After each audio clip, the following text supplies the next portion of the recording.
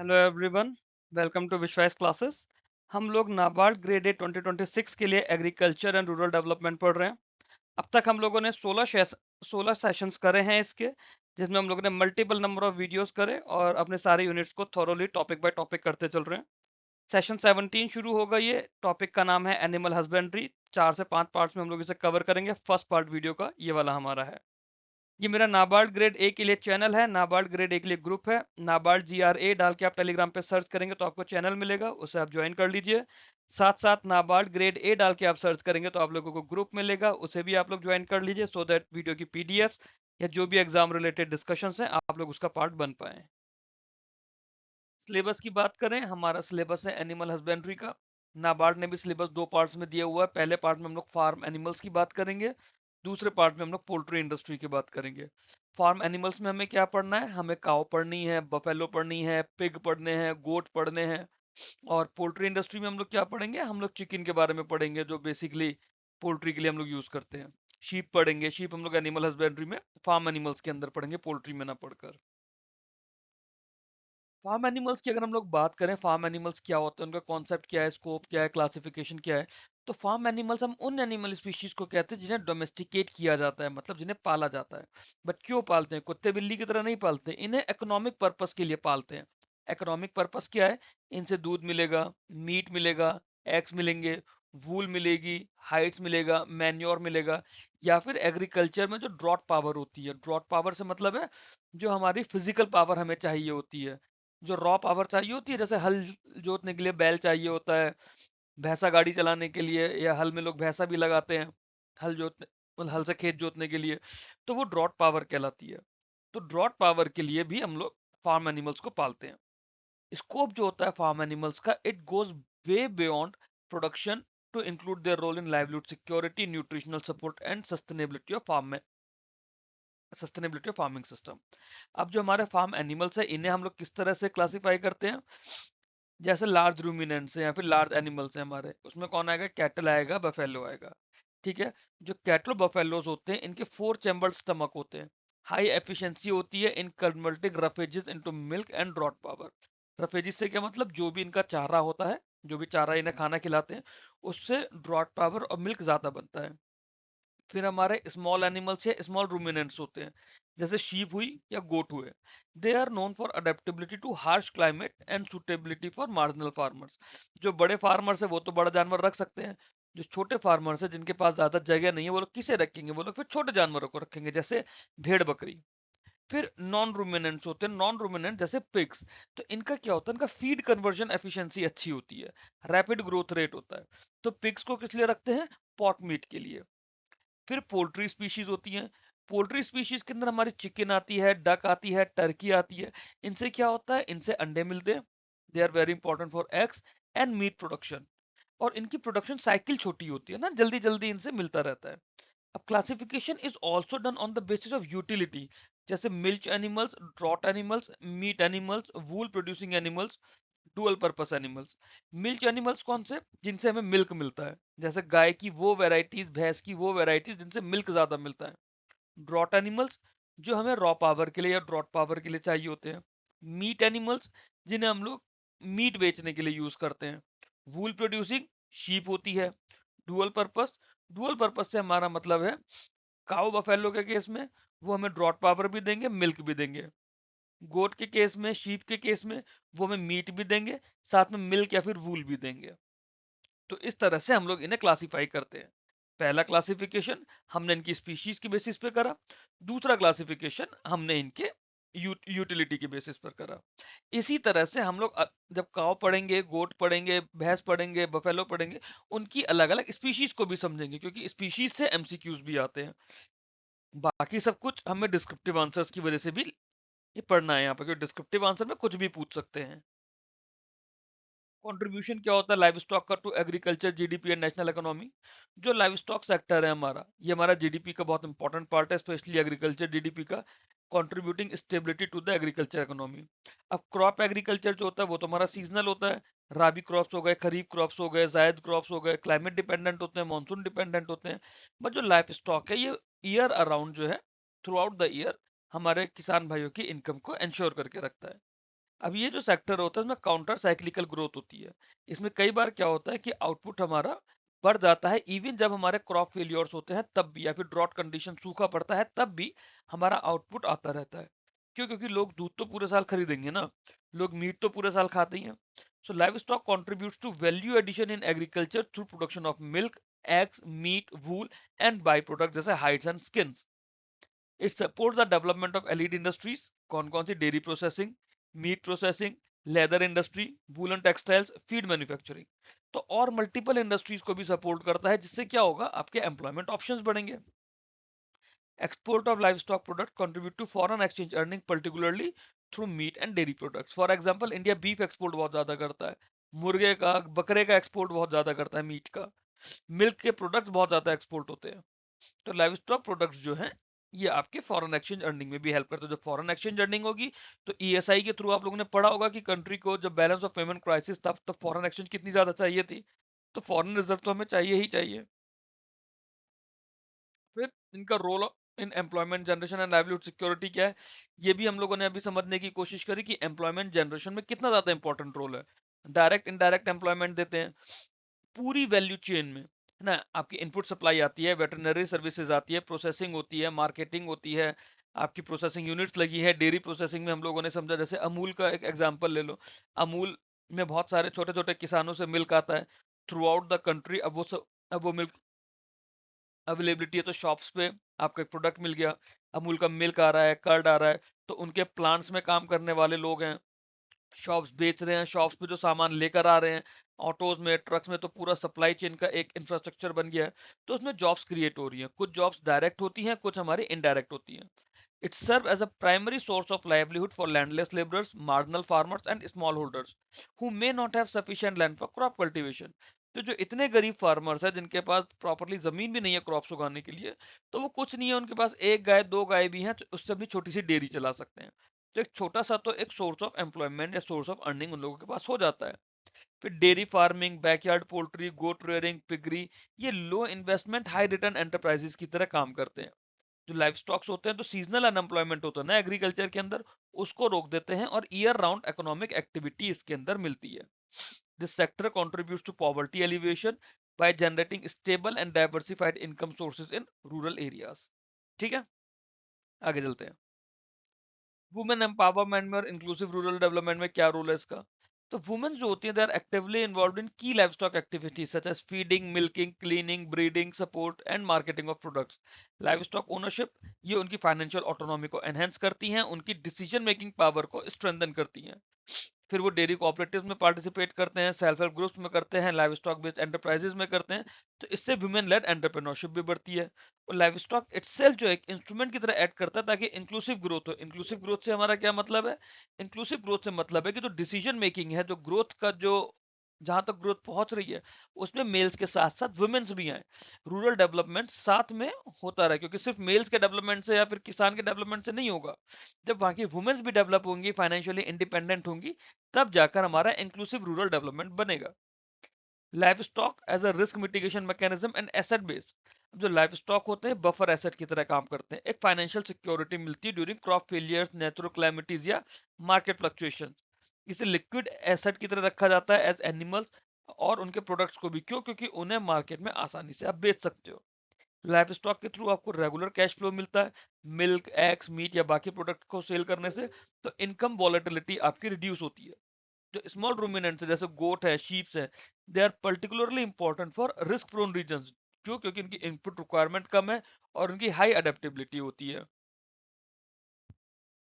फिर इसके बाद आता है role in mix farming.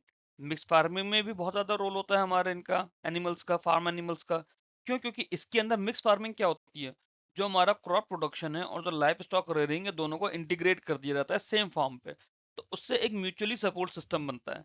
Live stock जो होता है वो मैन्योर देगा, ड्रॉट पावर देगा, एडिशनल इनकम देगा, तो उससे क्रॉप प्रोडक्शन को सपोर्ट मिलेगा।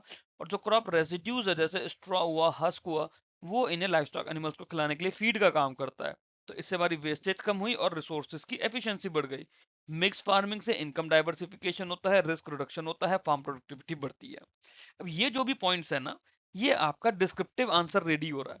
हर पॉइंट आपका डिस्क्रिप्टिव आंसर रेडी हो रहा है कि एनिमल हस्बेंड्री या फार्म एनिमल के बेनिफिट्स कैसे हैं, या फिर वो रूरल डेवलपमेंट को सपोर्ट कैसे करते हैं, या फिर वो फार्मर्स इनकम को सपोर्ट कैसे करते हैं। फॉर एग्जांपल एक छोटा सा क्वेश्चन है, हाउ डज एनिमल हस्बेंड्री और the usages of farm animals support the government vision of doubling farmers income. तो ये जितनी भी चीजें हैं, ये सब कुछ सब उस आंसर का पार्ट है। Role in integrated farming system. Integrated farming system क्या होता है?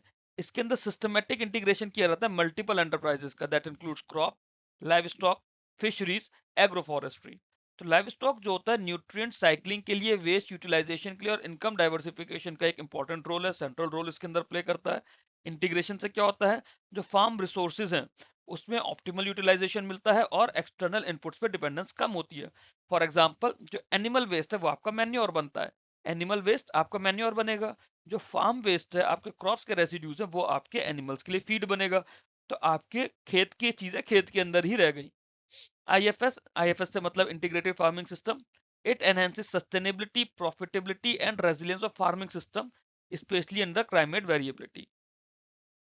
अभी एक छोटा सा एग्जांपल समझिए, जब फिशरीज का टॉपिक पढ़ेंगे तब मैं बताऊंगा, बट ऐसी ही न्यूज आपके लिए अभी एनिमल सेक्टर की भी कोई ना कोई आएगी आपके एग्जाम से पहले, जहाँ पे आपके क्रॉप्स या फिर डेयरी से रिलेटेड आएगी।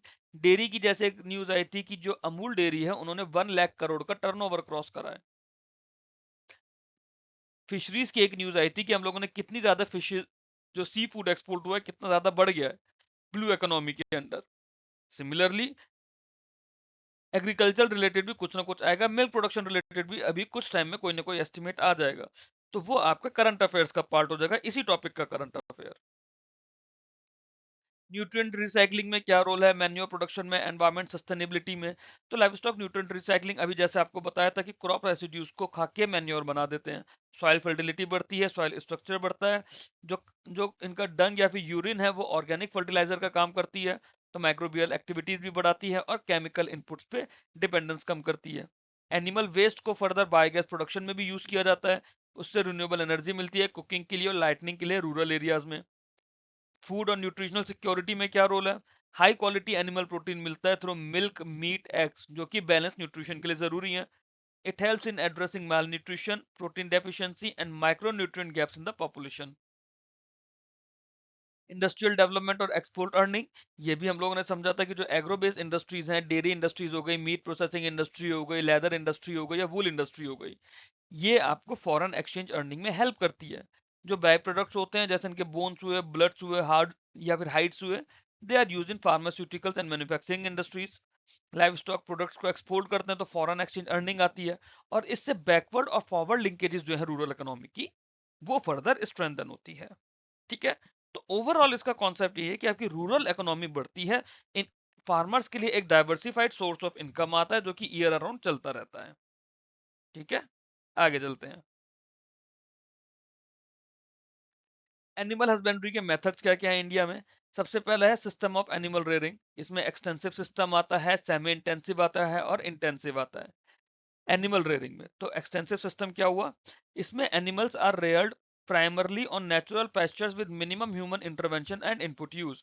मतलब जैसे ग्रासलैंड्स वगैरह होते हैं जंगल के आसपास के, तो मवेशियों ने क्या करा, अपने जानवर को खुला छोड़ दिया, वो जा रहे हैं अपना मस्त घास वास खा रहे हैं। तो जहाँ पे ग्रेजिंग लैंड होती है, एरिड, सेमी एरिड या ट्राइबल एरियाज में, वहां पे ये ज्यादा होता है, जहाँ पे लैंड की अवेलेबिलिटी बहुत ज्यादा है। इसमें क्या है, लो प्रोडक्टिविटी है and but low cost of maintenance भी है, and they are very suitable for small ruminant जैसे शीप या गोट्स हो गए। फिर सेमी इंटेंसिव आता है, इसमें क्या आता है, ग्रेजिंग के साथ स्टॉल फीडिंग होती है ताकि न्यूट्रिशन और मैनेजमेंट अच्छे से रहे। इनपुट यूज इसमें मॉडरेट होता है, सुपरविजन रहता है इसके अंदर, और एक बैलेंस रहता है कॉस्ट एफिशिएंसी और प्रोडक्टिविटी के बीच में। इंडियन कंडीशन में क्योंकि रिसोर्स कंस्ट्रेंट्स हमारे पास रहते हैं, हमारे किसान भाइयों के पास में, इसलिए बहुत ज्यादा वाइडली इसको यूज किया जाता है। फिर इंटेंसिव सिस्टम होता है, इंटेंसिव सिस्टम के अंदर क्या होता है, animals are reared in confined condition. ठीक है, तो उसमें क्या होता है, इनका पूरा जो डिपेंडेंस होता है वो स्टॉल फीडिंग पर और साइंटिफिक मैनेजमेंट पर होता है। इन्हें स्पेसिफिक फीड दी जाती है, वेटरनरी केयर दी जाती है, इंफ्रास्ट्रक्चर अच्छे से दिया जाता है। इससे क्या होगा, प्रोडक्टिविटी बढ़ेगी, डिजीज कंट्रोल कम होगा और रिसोर्स यूटिलाइजेशन अच्छा हो जाएगा। जो कॉमर्शियल डेयरी फार्म्स या पोल्ट्री यूनिट्स होते हैं, वहां पे इंटेंसिव सिस्टम का यूज ज्यादा होता है। रेयरिंग से मतलब होता है जो इनका खाना है या इनका, ये जैसे घास चरती हैं तो वो रेयरिंग कहलाती है। ब्रीडिंग मैनेजमेंट होता है दूसरा। अब नेचुरल ब्रीडिंग के अंदर क्या होता है, इसमें डायरेक्ट मीटिंग करा दी जाती है मेल और फीमेल एनिमल में अंडर नेचुरल कंडीशंस, और ये लेस कंट्रोल्ड होती है। बट इसमें क्या है, स्लोअर जेनेटिक इंप्रूवमेंट होता है। फिर आर्टिफिशियल इंसेमिनेशन होता है।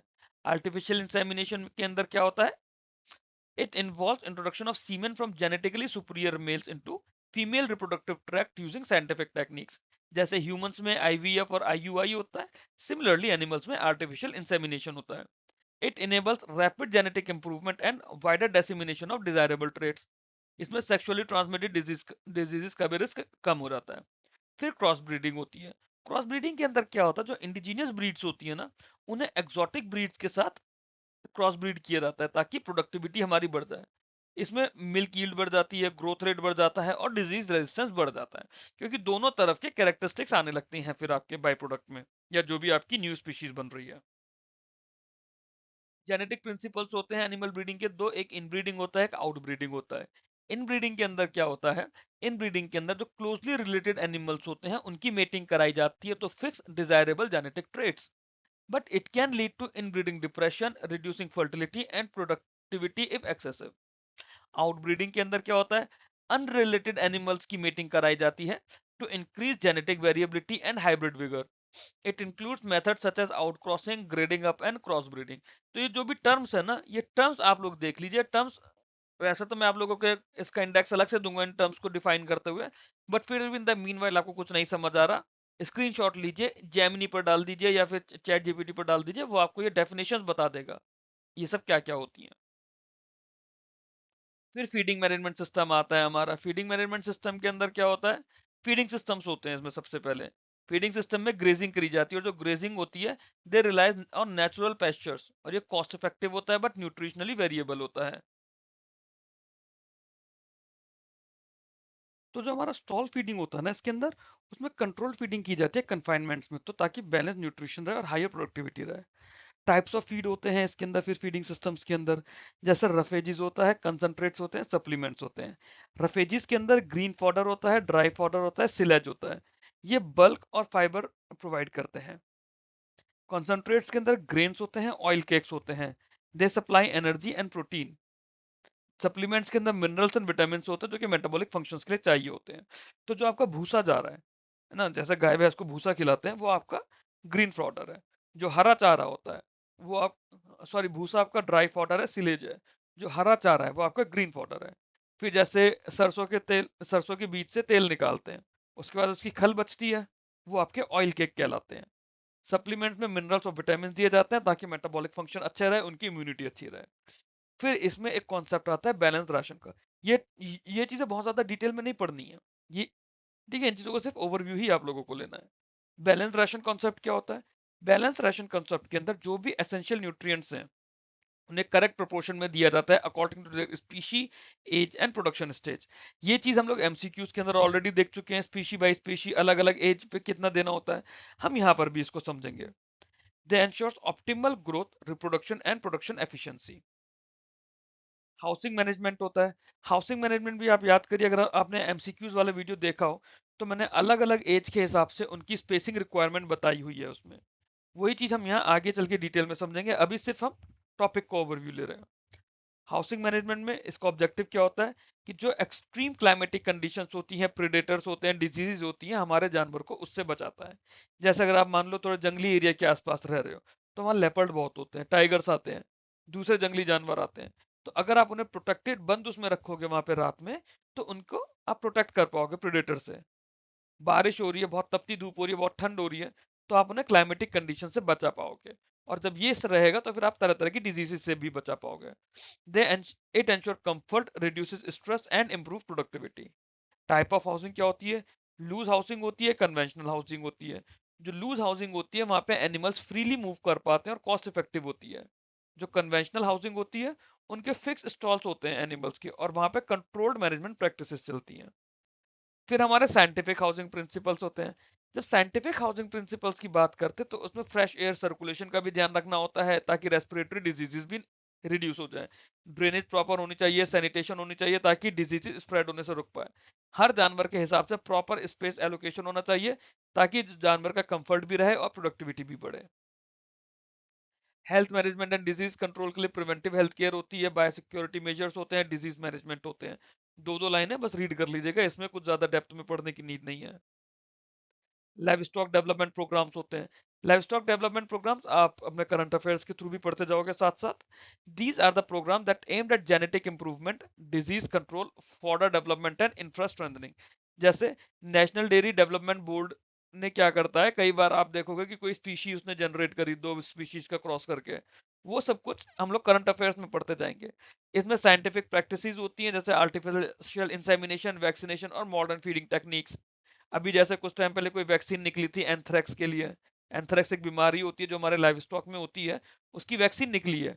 फुट एंड माउथ डिजीज की एक नई वैक्सीन निकली थी। तो ये चीज हम करंट अफेयर्स के थ्रू पढ़ेंगे। They provide financial and technical support to farmers through government initiatives, focuses on increasing productivity, farmer income and sustainability of livestock sector. Standard terminologies इसकी समझते हैं। स्टैंडर्ड टर्मिनोलॉजी बहुत ज्यादा जरूरी है आप लोगों के एग्जाम के लिए। कैटल एंड बफेलो की टर्मिनोलॉजी समझते हैं। बुल क्या होता है? बुल एक अनकैस्ट्रेटेड एडल्ट मेल कैटल होता है। कैटल से हमारा मतलब होता है यहाँ पे जो काव वाली फैमिली है ना, काव वाली फैमिली इज द कैटल। तो जो अनकास्ट्रेटेड एडल्ट मेल कैटल होता है, इसे ब्रीडिंग पर्पसेस के लिए यूज किया जाता है और ये जेनेटिक ट्रेट शेयर करता है to the herd and play a key role in breed improvement programmes. वो बुल कहलाता है। काव क्या होती है? काव एडल्ट फीमेल कैटल है। एडल्ट फीमेल कैटल जो एटलीस्ट एक बार बछड़ा पैदा कर चुकी है, that has calved at least once. तो एटलीस्ट एक बार बछड़ा पैदा कर चुकी है। And it is primarily used for milk production in dairy farming systems. Heifer क्या होती है? जैसे हीफर भी बोलोगे आप, हाइफर भी बोलोगे, हीफर ज्यादा बेटर है। हीफर क्या होता है? ये वो फीमेल कैटल है, मतलब वो गाय है जिसने अभी तक बछड़ा पैदा नहीं करा है। और ये स्टेज क्रिटिकल है, क्यों? क्योंकि यहाँ पे प्रॉपर न्यूट्रिशन और मैनेजमेंट अगर होगा तो उसकी फ्यूचर प्रोडक्टिविटी डिफाइन होगी। काल्फ क्या होता है? काल्फ जो होता है वो यंग वन होता है कैटल का या बफेलो का। तो कैटल और बफेलो दोनों के बच्चे को हम लोग काफ कहते हैं। हिंदी में गाय के बच्चे को बछड़ा कहते हैं। भैंस के बच्चे को कुछ लोग कटला कहते हैं। It is generally up to 1 year of age, requiring special care for immunity and growth. फिर बुलॉक। बुलॉक क्या होता है? ऑक्स होता है। ऑक्स जो होता है कैस्ट्रेटेड मेल होता है। ठीक है, कैस्ट्रेटेड मेल होता है, इसे ड्रॉट पर्पस के लिए यूज करते हैं। जो बैल होता है हमारा, बैल है ना, बैल को बुलॉक या फिर ऑक्स बोलते हैं। ये ड्रॉट पर्पसेस के लिए यूज किया जाता है, जैसे प्लोइंग के लिए, ट्रांसपोर्टेशन के लिए। जो हमारी बैलगाड़ी में बैल चलाते हैं या फिर जो हल जोतने के लिए बैल चलाते हैं, due to its strength and docile nature. Lactating animal वो फीमेल होती है जो कि मिल्क प्रोड्यूस करती है after calving. It represents the productive phase of dairy farming. Dry animal. Dry animal होता है नॉन लैक्टेटिंग फीमेल, जो कि दो जो कि दो लैक्टेशन पीरियड के बीच का जो टाइम होता है ना, जब उस गाय से दूध नहीं मिलेगा, वो उस टाइम पे उस गाय को ड्राई एनिमल बोला जाता है। It is essential for recovery and future milk yield. वहां पे उसे रेस्ट, न्यूट्रिशन, प्रॉपर मैनेजमेंट की नीड होती है, ताकि उसकी रिकवरी रहे और फिर फ्यूचर में होने वाली मिल्क यील्ड उसकी अच्छी रहे। शीप की टर्मिनोलॉजीज। शीप टर्मिनोलॉजीज की बात करें तो sheep is an adult mail sheep, sorry RAM, RAM is an adult mail sheep. ये कंप्यूटर वाली रैम मत कहना इसको। RAM is an adult mail sheep जो कि ब्रीडिंग पर्पसेस के लिए यूज किया जाता है, selected for genetic trait such as wool quality and body weight. Ewe. Ewe एक एडल्ट फीमेल शीप होती है जो कि रिप्रोडक्शन और लैम्ब प्रोडक्शन के काम आती है। लैम्ब, लैम्ब वो छोटा बच्चा होता है भेड़ का छोटा बच्चा, which require proper feeding and care for growth and survival. Goat की बात करें तो गोट में बक होता है, डो होता है, किड होता है। बक एडल्ट मेल गोट होता है जिसे बकरा बोलते हैं, है ना। It is use for breeding, contributing to genetic improvement of the flock. Doe, doe आपकी बकरी होती है, female goat. It is responsible for reproduction and milk production in dairy goats.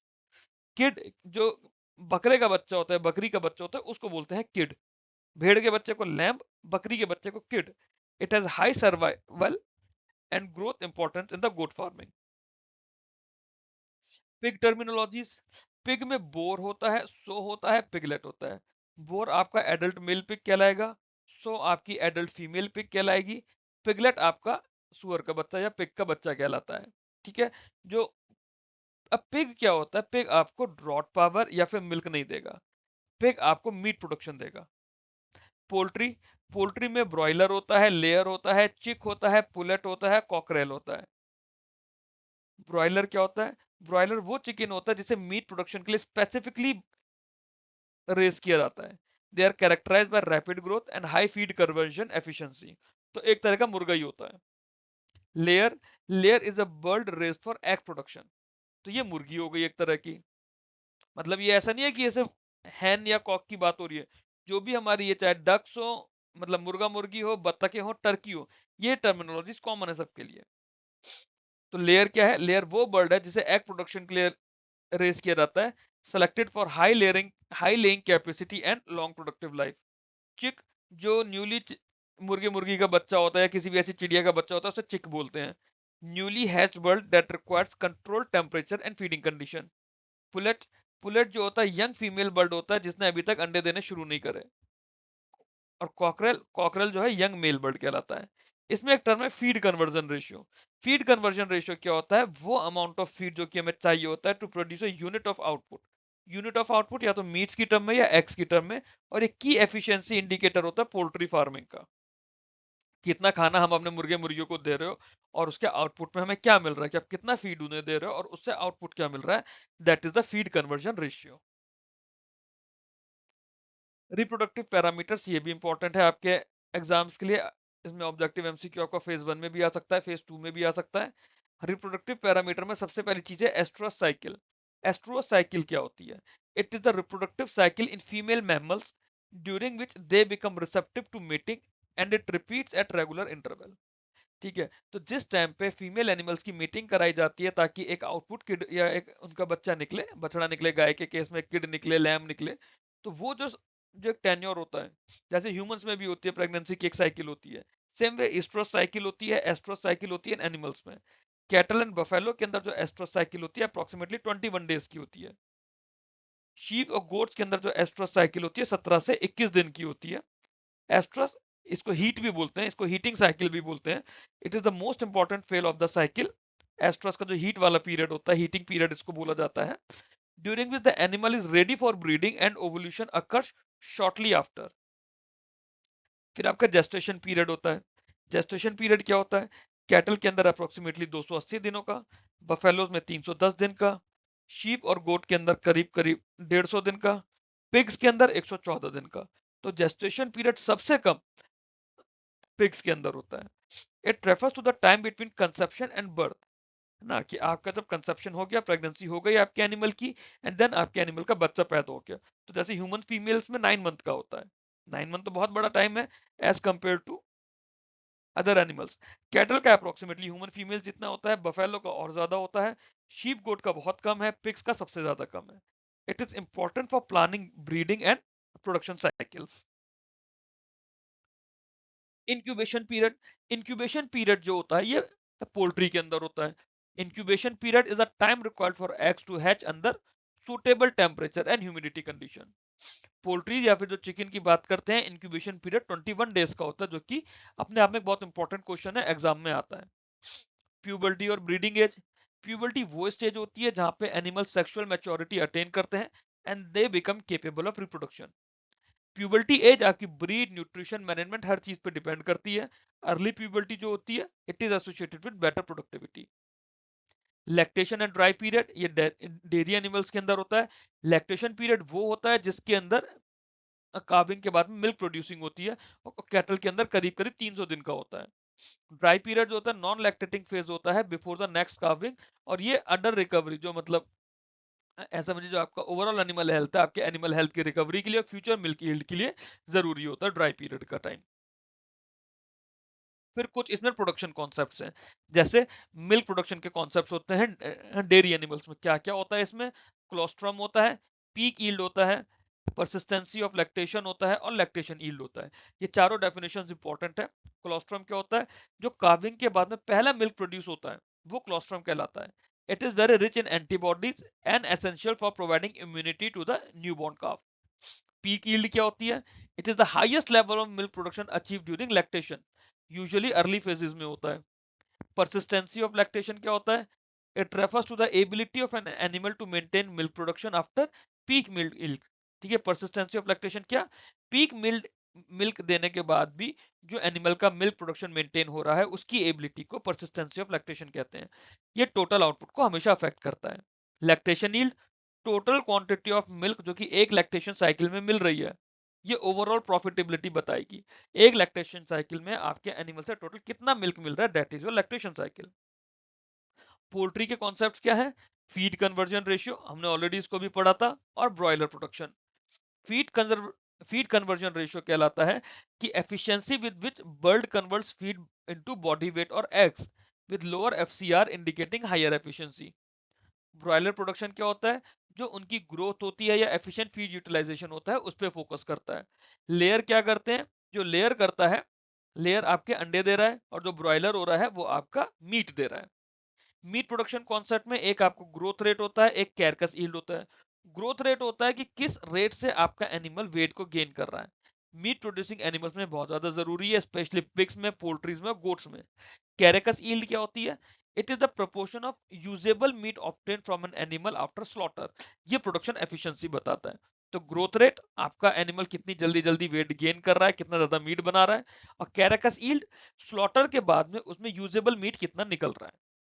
ठीक है। एफिशिएंसी के कॉन्सेप्ट्स हैं, जैसे हमारी क्रॉस स्पीशीज होती है, इसके अंदर क्या होता है? जो प्रोडक्टिविटी होती है लाइव स्टॉक सिस्टम की, it depends on efficient conversion of inputs into outputs.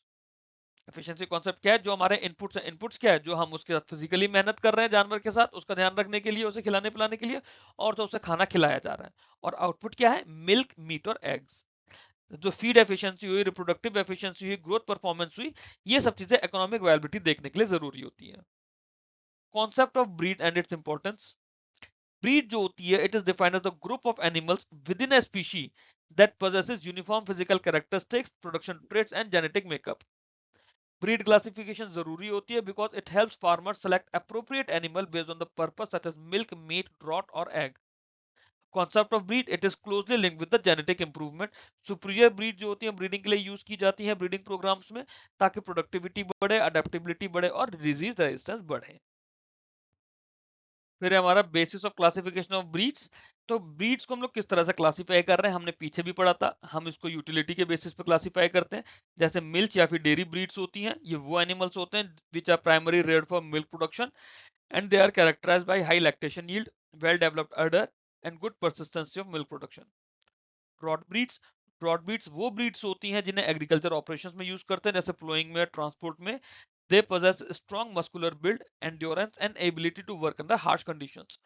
Dual purpose breeds होती हैं, they combine both milk production and dairy capacity. तो ये फार्मर्स के लिए सुटेबल होती है for those who require production as well as utility function from the same animal. Meat breeds होती हैं, they are selected for rapid growth rate, high carcass yield, while wool breeds होती हैं जो कि फाइबर प्रोडक्शन के लिए use की जाती हैं, जैसे शीप होते हैं आपके। ओरिजिन के बेसिस पे इन्हें क्लासिफाई किया जाता है, जैसे इंडिजीनियस होती हैं, नेटिव, एक्सोटिक होती हैं या फिर क्रॉस ब्रीड होती हैं। इंडिजीनियस कौन सी? जो विद इन इंडिया हमारे पास डेवलप होती हैं and they are well adapted to the local climatic condition, जैसे हीट टॉलरेंस हुआ, डिजीज रेजिस्टेंस हुआ, लो मेंटेनेंस रिक्वायरमेंट हुई, तो जनरली इनकी प्रोडक्टिविटी कम होती है। फिर एक्सोटिक ब्रीड जो दूसरी कंट्रीज से आई हुई है, दूसरी कंट्रीज से हम लोग लेकर आए हैं, they are characterized by high productivity, high production potential, चाहे मिल्क की बात हो या मीट की बात हो, but they require better feeding, housing and management condition.